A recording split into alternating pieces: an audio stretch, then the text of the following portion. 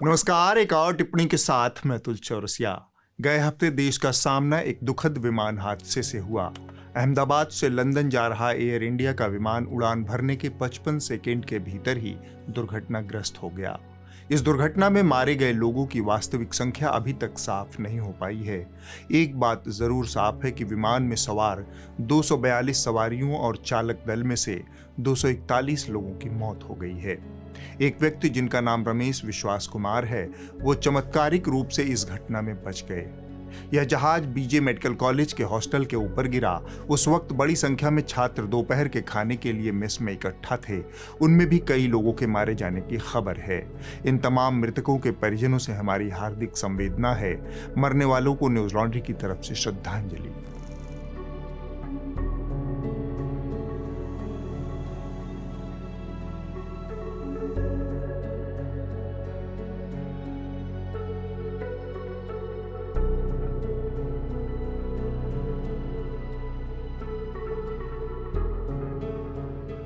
इस घटना ने हमेशा की तरह कुछ सोशल मीडिया विवादों को जन्म दिया, कुछ गैर जरूरी बहसें पैदा की और कुछ अश्लीलताएं भी हमारे सामने पेश की। मसलन इतनी गंभीर और दिल दहला देने वाली घटना के बाद पहली बार घटनास्थल का दौरा करने पहुंचे देश के नागरिक उड्डयन मंत्री राम मोहन नायडू ने एक इंस्टा रील शेयर करके इस राष्ट्रीय आपदा के दौरान अपनी राष्ट्रीय जिम्मेदारी का निर्वहन किया।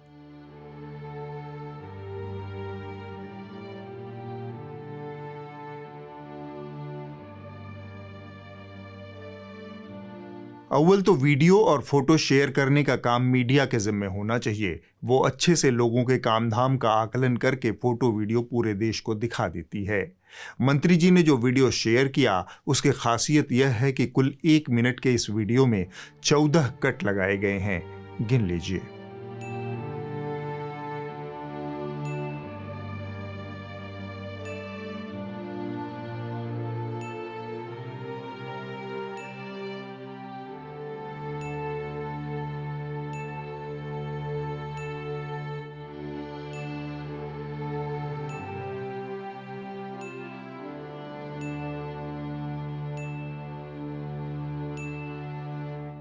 जितनी मेहनत और जितना वक्त इस एक वीडियो को एडिट करने में, फिर उसे इंस्टाग्राम पर शेयर करने में मंत्री जी ने खर्च किया, उतनी मेहनत करते उन्हें इससे पहले किसी ने नहीं देखा था।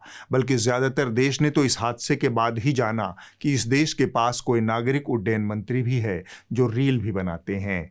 इससे पहले नायडू जी चर्चा में तब आए थे जब उनका मोदी मंत्रिमंडल में पिछले साल टीडीपी के कोटे से शपथ ग्रहण हुआ था। भाजपा और एनडीए वाले मोदी सरकार के तीसरे कार्यकाल के पहले साल का जश्न मना रहे थे जब यह हादसा मातम बनकर उस जश्न पर हावी हो गया। फोटो और वीडियो स्वयं प्रधानमंत्री जी की जानिब से भी शेयर की गई। दरअसल राम मोहन नायडू उस प्रचलित पीआर संस्कृति के मिनिएचर वर्जन हैं जिसका सूत्रपात स्वयं प्रधानमंत्री जी ने किया है। प्राण जाए पर इवेंट न जाए। नायडू जी 14 कट के जरिए जो काम कर रहे हैं, मोदी जी उसके लिए 14 कैमरामैनों का इस्तेमाल करते आए हैं।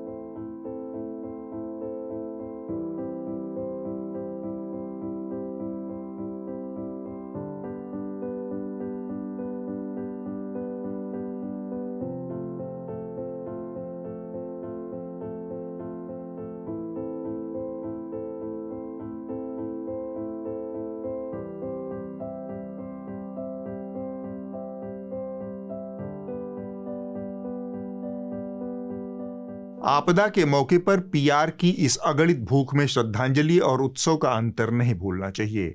एक शोक का समय होता है, दूसरा खुशी का अवसर होता है। इस विषय पर इससे ज्यादा कुछ कहने सुनने का वक्त अब निकल चुका है। बहुत से मौकों पर यही कहानी दोहराई जाती रही है। इस मौके पर हम सिर्फ इस विद्वान पुरुष की बातों पर अमल करने की उम्मीद कर सकते हैं। को कहा जाता है इस कोने से फोटो लो, इस कोने से फोटो लो, ताकि दुनिया को पता चले। भाइयों बहनों, हम तो पैदा ही गरीबी में हुए हैं। इस हादसे ने नए सिरे से हुड़क-चुल्लुओं को अपनी कल्पना के घोड़े दौड़ाने का अवसर भी दिया। जो कुछ नहीं दौड़ा सकते थे, उन्होंने एआई के घोड़े दौड़ाए। इनमें आज तक वाले अपने दावे के अनुरूप सबसे तेज नजर आए। उन्होंने एआई का इस्तेमाल करते हुए गुजरात के पूर्व मुख्यमंत्री विजय रूपानी के अंतिम समय की तस्वीरें देश तक पहुंचाने का काम किया। ये एआई से हमने आपके लिए एक वीडियो जनरेट किया है जिससे इस पूरी घटना को आप समझ सके। रनवे 23 से विमान टेक ऑफ करता है। पूर्व मुख्यमंत्री विजय रूपानी उस वक्त विमान में मौजूद थे। अंजना ओम कश्यप यह काम स्टूडियो में बैठकर कर रही थी। उधर ग्राउंड पर श्वेता सिंह झंडे गाड़ रही थी। उन्हें एयर इंडिया विमान हादसे के स्थान से एक साबूत भागवत गीता की प्रति मिल गई। ऐसा लगता है कि आज तक वालों ने एएसयू यानी अंधविश्वास स्प्रेडिंग यूनिट का मुखिया श्वेता सिंह को ही बना रखा है। गाय के ऑक्सीजन लेने और निकालने पर खबर भी यही करेंगी। समुंदर के भीतर द्वारका भी यही खोजेंगी। और यहाँ जो कुछ हुआ वह आप खुद देख लीजिए। देखिए, यहाँ पर इस पूरे विमान के हादसे में जहाँ सब कुछ क्षतिग्रस्त हो गया है, जल गया है, यहाँ पर ये भगवत गीता आपको मतलब इसमें जो हादसा हुआ है, जो दुर्घटना हुई है, उसका आपको निशान तो दिख जाएगा इस शुरुआती हिस्से में, लेकिन इस भगवत गीता को आप अभी भी पढ़ सकते हैं। और यहाँ पर हर कोई जो व्यक्ति है यहाँ पर इसे प्रणाम करके जा रहा है। मैं इस विषय से बचना चाहता था, लेकिन मजबूरन इस पर बात करनी पड़ी। श्वेता सिंह जो काम कर रही हैं वह निहायत ही गैर जरूरी काम है। जब आपके सामने 250 के करीब मौतों की रिपोर्टिंग करने को है, सैकड़ों परिवारों की कहानी बताने को है, तब आप भागवत गीता की कहानी लोगों को सुना रही हैं। यह दरअसल सबसे आसान काम है और सबसे आसान काम चुनकर बड़ी संख्या में लोग पत्रकार बने हुए हैं।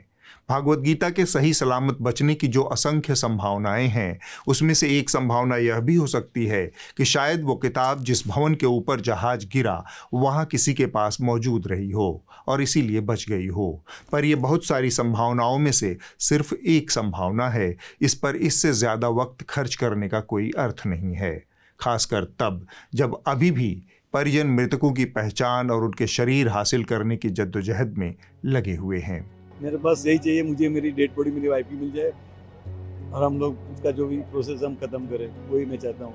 क्योंकि बहुत 3 दिन हो गए। नहीं, अभी कुछ नहीं बताया। वो बोल रहे कि 72 आवर्स का टाइम लगेगा, संडे तक माइट भी। जैसे मालूम पड़ जाएगा आपको कॉल करेंगे। ब्लड दिया है सब। अच्छा, डीएनए दिया टेस्ट के लिए।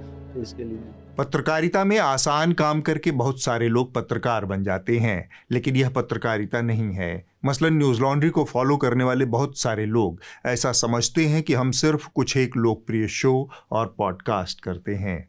बहुत से ऐसा समझते हैं कि हम आपसे यूट्यूब चैनल को सब्सक्राइब करने की मांग कर रहे हैं। ऐसा नहीं है, मैं समझाता हूँ।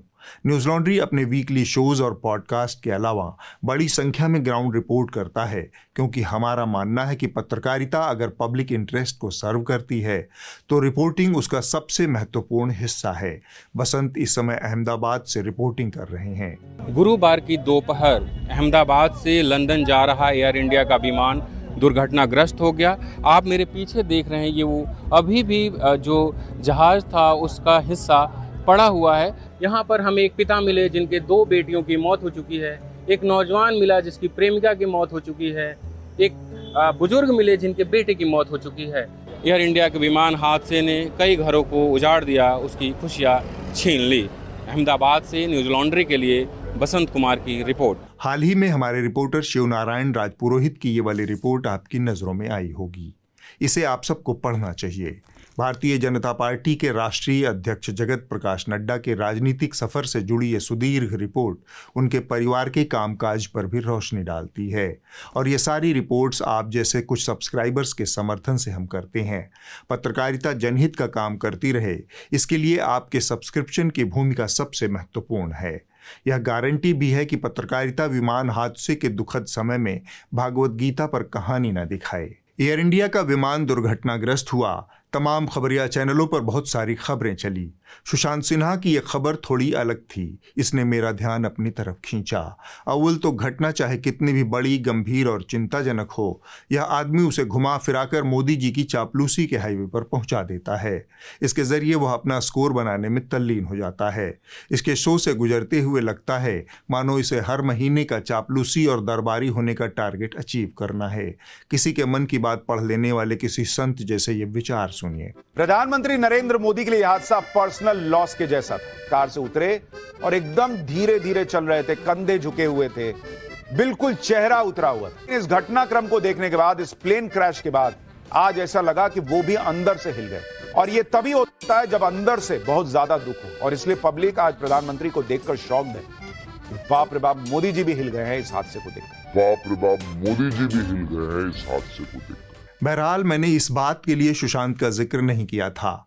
मेरा ध्यान जिस खबर ने खींचा वह था सुशांत का एक दावा। शो के शुरुआती 5 मिनट के दौरान उसने 3 बार दावा किया कि वो इस शो के दौरान विमान दुर्घटना से जुड़े कुछ गहरे राज खोलेगा। वो रिपोर्ट जो हादसे का सबसे बड़ा राज खोल देगी, आज आपके लिए लेकर आया। तो ऐसा क्या हुआ जिसे देखकर सब शॉक्ड रह गए, आज ये भी बताऊंगा। और एक रहस्यमयी आवाज जो खोल देगी आखिरी 30 सेकंड के गहरे राज, आज आपको देखना चाहिए।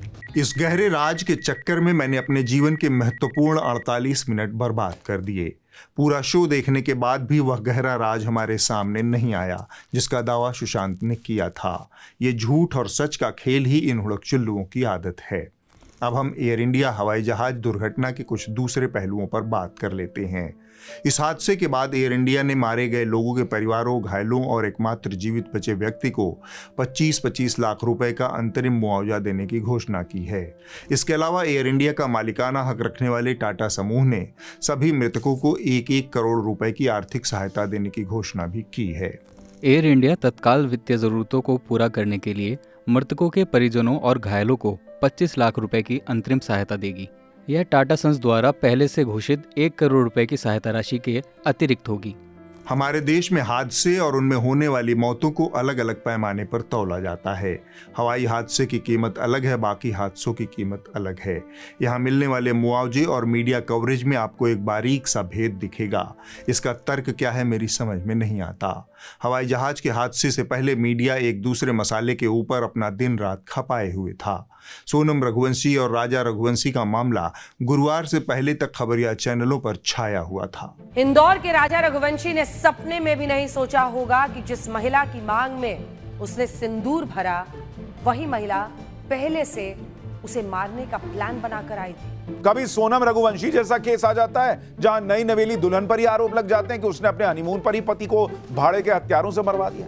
हत्या में जिन दोस्तों से मदद लेते हैं उनसे रिश्ता खत्म करने के लिए मदद क्यों नहीं लेते कि तू मार वार मत, तू बस बात कर ले हमारी। बीते कुछ महीनों में मेरठ के मुस्कान साहिल से इंदौर के राजा रघुवंशी मर्डर तक आपराधिक मामलों की जैसे बाढ़ आ रखी है। इस तरह के संवेदनशील मामलों ने पूरे देश की सामूहिक चेतना को हिलाकर रख दिया है।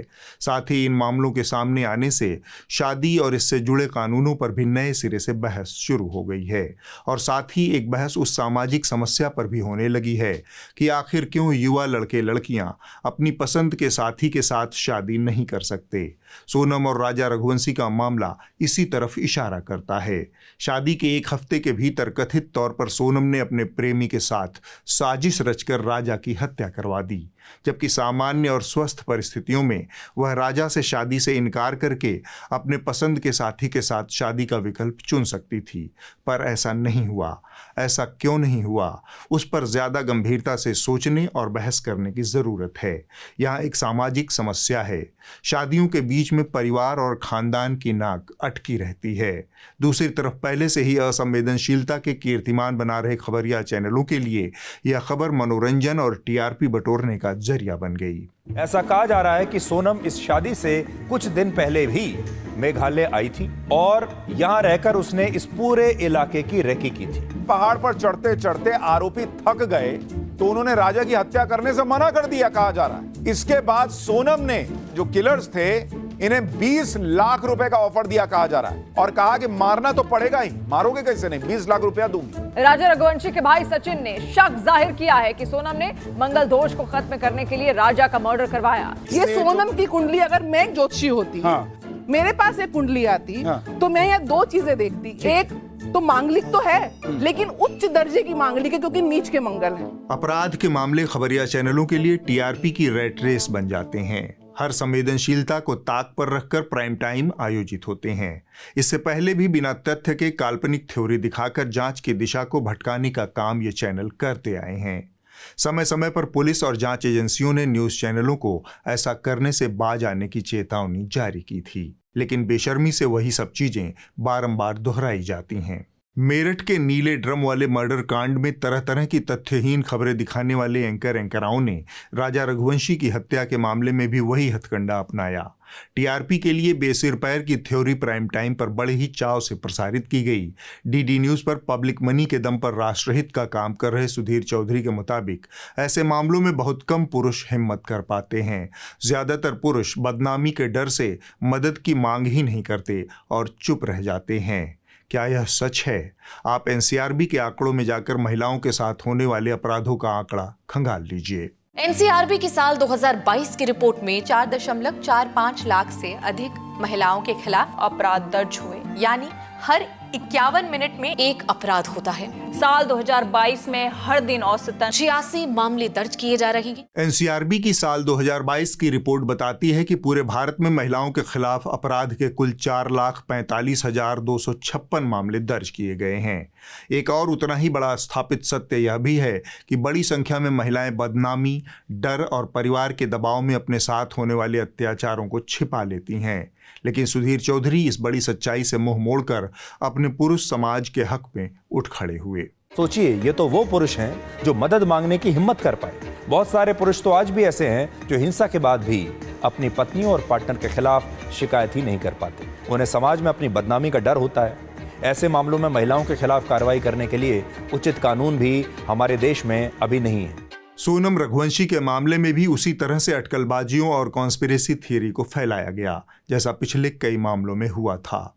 भूत प्रेत, तंत्र मंत्र और नरबली का एंगल सेट करने के बाद कहानी में मसाला डालने के लिए कुंडली में मंगल दोष का एंगल भी डाला गया। पहले तो ये बताइए, क्या कुंडली मैच हो रही थी या कुछ दोष था? देखिए, कुंडली में मंगल दोष था उसमें। अच्छा, एक की दोनों की? दोनों। राजा रघुवंशी के कत्ल के पीछे का कुंडली कनेक्शन भी सामने आया है और अब राजा का परिवार ये दावा कर रहा है कि हो ना हो इस कत्ल में तंत्र मंत्र का भी सहारा लिया गया हो। कुंडलियों को देखते हुए हालांकि कई सारे ज्योतिष में उपाय बताए जाते हैं कि मंगल दोष कैसे दूर किया जाता है, लेकिन पता नहीं किसने सोनम के दिमाग में भर दिया होगा कि अपने पति को ही निपटा दो, उसको ही मार दो, उसकी बलि दे दो। सोनम की कुंडली के बारे में बताया जा रहा है कि उसमें लिखा था कि उसको लेकर पंडित ने दावा किया था कि आपका व्यक्तित्व रहस्यमयी है, आप प्यार में बहुत व्याकुल हो जाती हैं, अगर आपने एक बार किसी से प्यार किया तो आप पीछे नहीं हटती। ये सोनम के बारे में पंडित जी ने बताया था दावा। अगर आपके प्यार के बीच कोई विरोधी की भूमिका में आ जाए तो आप उसे बल से निपटाती हैं। इतने भावुक और दुख के मौके पर जब एक महिला के जवान बेटे की मौत हो चुकी थी, तब एक खबरिया चैनल ने बेहद गैर जिम्मेदाराना तरीके से राज कुशवाहा और राजा रघुवंशी की माओं को आमने सामने बिठा दिया। एक का बेटा मर गया, दूसरे के बेटे पर हत्या का आरोप है, और इन दोनों को आमने सामने बिठाकर कंगारू कोर्ट लगाने का एकमात्र मकसद क्या हो सकता है? टीआरपी। यह बेशर्म काम चैनलों ने धड़ल्ले से किया। राजा रघुवंशी, राज कुशवाहा की मां आमने सामने। एक मां जिसने खोया बेटा, एक मां जिसका बेटा गिरफ्तार। सोनम के पति की मां वर्सेस सोनम के प्रेमी की मां। राज ने राजा की हत्या करके जब वापस आया तो उसका बिहेवियर कैसा था? मेरा राज गया ही नहीं गया। निर्दोष बच्चे को ऐसा मत बोलो भैया। उमा जी, आप एक मिनट रुकिए। वो गया, इससे ज्यादा मैं नहीं।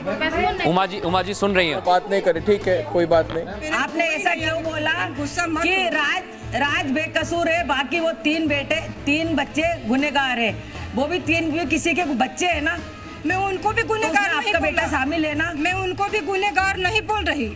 जब दोनों परिवार वेदना और पीड़ा के भंवर में फंसे थे, जब उन्हें इस सच्चाई को स्वीकार करने के लिए एकांत चाहिए था, तब चैनलों के रिपोर्टर्स का झुंड एक आरोपी की मां को लिंचिंग वाले अंदाज में घेर कर न्याय करने पर आमादा था। क्या आपको जानकारी थी राज कुशवाहा और सोनम के अफेयर को लेकर? हमें कुछ जानकारी थी। 20 साल का बच्चा किसका अफेयर कर सकता है ये बताओ। मैं बहुत देर से थक। अरे लाइटिंग हटाओ, मेरा जान घबरा रहा है भाई। क्यों मेरे पीछे पड़े हो जानबूझ के? अरे भाई बात करो, मेरे पति कुछ हो जाएगा, क्या होगा? ये देख लीजिए, ये राज कुशवाहा की जो माँ है वो इस वक्त यहाँ पर नजर आ रही है। और ये पूरी तरीके से ये यहाँ पर इसे बातचीत देख लीजिए। ये इनका बेटा सोनम के साथ मिलकर एक माँ के बेटे को मार देता है। और अब इनके हालात देख लीजिए। ये राज कुशवाहा की माँ आपको नजर आ रही है। और आज तक वालों ने यहाँ पर भी अपनी रचनात्मकता का चरम प्रदर्शित करते हुए एआई का इस्तेमाल किया। यूं ही नंबर 1 नहीं है यह चैनल। पुलिस ने दोबारा पूछा तो सोनम ने कहा, मैंने हत्या नहीं करवाई, मुझे कुछ नहीं पता, मेरा तो अपहरण हुआ था और अपहरणकर्ताओं ने मुझे गाजीपुर में छोड़ दिया, मैं बेकसूर हूँ। अब हम आगे बढ़ते हैं। एक तरफ देश के रेल मंत्री हैं जिन्हें रील मंत्री का खिताब भी दिया जा चुका है। वो देश को रील के जरिए रेल व्यवस्था में उतर आए राम राज्य के दर्शन करवा रहे हैं। दूसरी ओर देश के प्रधानमंत्री देश के सबसे ऊंचे ब्रिज पर रेल दौड़ाने से पहले तिरंगा लेकर दौड़ पड़े। एक ऐसे सशक्त नींव के रूप में आज स्थापित कर दिए गए हैं प्रधानमंत्री नरेंद्र मोदी के कर कमलों द्वारा। और इसी समय के आसपास सोशल मीडिया पर भारतीय रेल का एक खूबसूरत वीडियो वायरल हो गया, जिसे देखकर इस देश की जनता ने कहा यह तो रेलवे की बहुत बड़ी लापरवाही है। वीडियो में दिख रहा था कि बीएसएफ के जवान अमरनाथ यात्रा की ड्यूटी पर तैनाती के लिए जा रहे थे। उनके लिए रेलवे ने जो ट्रेन उपलब्ध करवाई वह जर्जर, गंदगी से भरपूर और इस्तेमाल नहीं करने योग्य थी। इस खटारा ट्रेन में सीटें टूटी हुई थी, बाथरूम के दरवाजे अटके हुए थे, छत जर्जर और जगह जगह गंदगी पड़ी हुई थी। देखिए, कम से कम हजारों की मात्रा में कॉकरोच घूम रहे हैं। बुरे हाल है इस ट्रेन के। देखिए, ये देखिए ऊपर हाल सर, पूरा बारिश बुरिश सब नीचे आएगा इसमें। बिल्कुल ठीक नहीं है इस ट्रेन की कंडीशन। मतलब ट्रैवल करने लायक तो सर ये है नहीं, और 5-6 दिन लायक तो बिल्कुल नहीं है सर। इस जर्जर और खटारा ट्रेन में उपलब्ध व्यवस्था की रील बनाकर शोर मचने के बाद मामले ने तूल पकड़ लिया। रेलवे की फजीहत होता देख रेलवे ने बीएसएफ के जवानों को दूसरी ट्रेन उपलब्ध करवाई। कार्रवाई के नाम पर 4 अधिकारियों को निलंबित किया गया है। यह जानकारी रेल मंत्री ने बिना रील बनाए देश को दी है। यह कम बड़ी उपलब्धि मत समझिए। उस पर ऑलरेडी एक्शन कल ही लिया जा चुका था। वो ट्रेन की रेक कल ही रिप्लेस कर दी गई थी, और जो 4 अधिकारी इसके लिए जिम्मेदार थे उनको सस्पेंड भी कर दिया गया। जून का महीना आधे से ज्यादा बीत चुका है। इस महीने में आपातकाल को याद करने की रस्म निभाई जाती है। इस बार की रस्म थोड़ी खास है क्योंकि यह आपातकाल की 50वीं सालगिरह है। स्वतंत्र लोकतांत्रिक संवैधानिक भारत के इतिहास में 2 साल का वक्फा काले धब्बे के रूप में दर्ज है। 50 बरस पहले 1975 में मीडिया को चुप कराने के लिए लाठी का इस्तेमाल किया गया था। दिल्ली में अखबारों की बिजली काट दी गई थी, सेंसरशिप लागू कर दी गई थी। सरकार का सख्त निर्देश था कि विपक्षी नेताओं की सामूहिक गिरफ्तारी, सेंसरशिप की खबरें नहीं छपनी चाहिए। सरकार का फरमान था कि सिर्फ सरकार की तरफ से जारी आधिकारिक बयान और सरकार की तरफ से नियुक्त सांसदों के बयान के अलावा कुछ भी प्रकाशित नहीं होगा। उस वक्त के सूचना एवं प्रसारण मंत्री बीसी शुक्ला ने पत्रकारों पर नजर रखने के लिए केंद्रीय सूचना सेवा में पुलिस अधिकारियों को नियुक्त किया था। 25 जून 1975 को रातों रात सब कुछ बदल गया। 26 जून 1975 का दिन भारत के इतिहास का सबसे काला दिन कहा जाता है। लोकतांत्रिक भारत का काला अध्याय 21 मार्च 1977 को खत्म हुआ। राष्ट्रपति फखरुद्दीन अली अहमद ने प्रधानमंत्री इंदिरा गांधी के अनुरोध पर धारा 352 के तहत आपातकाल की घोषणा की थी। वहीं आज भी लोगों को याद है कि इस दौरान जबरन नसबंदी की गई, राजनीतिक गिरफ्तारियां हुई और बड़े पैमाने पर झुग्गी झोंपड़ियों का सफाया किया गया। जयप्रकाश नारायण, चंद्रशेखर, मोरारजी देसाई, अटल बिहारी वाजपेयी, लाल कृष्ण आडवाणी जैसे धुरंधर नेताओं को बिना किसी कारण जेल में डाल दिया गया। यह सब आपको याद दिलाने का एक मकसद था। आजाद मीडिया किसी देश की निडर और आत्मविश्वासी नागरिकता की गारंटी होती है, जिसके बारे में गुरुदेव रविंद्रनाथ टैगोर ने कहा था, जहां मन भयमुक्त हो और सिर ऊंचा हो। हमें पूरे साल इमरजेंसी को याद करते रहना चाहिए। क्यों याद करना चाहिए, उसके लिए आपको मैं मेंढक और गर्म पानी की एक कहानी सुनाता हूँ। मान्यता है कि मेढक को अपने आसपास के पानी के तापमान में होने वाला धीमा बदलाव महसूस नहीं होता। अगर उसे सामान्य तापमान के पानी में डालेंगे तो उसे आनंद आएगा, और फिर उसे धीरे धीरे गर्म करेंगे तो मेढक को पता ही नहीं चलेगा और वह पक कर मर जाएगा। इंदिरा गांधी ने मेढक को सीधे उबलते हुए पानी में डालने की गलती की थी। आज उसे धीरे धीरे गर्म पानी में पकाया जा रहा है, जिसका वो आनंद ले रहा है। मीडिया के मेढकों के लिए यह कहानी महत्वपूर्ण है। यहाँ आज धीमी गति से इतने सारे बदलाव हो चुके हैं कि बड़े स्तर पर अधिकांश पत्रकार, संपादक और एंकर इस परिवर्तन को देख भी नहीं पा रहे। उल्टे वो इसका मजा लेते हुए अपनी आसन्न मौत का इंतजार कर रहे हैं।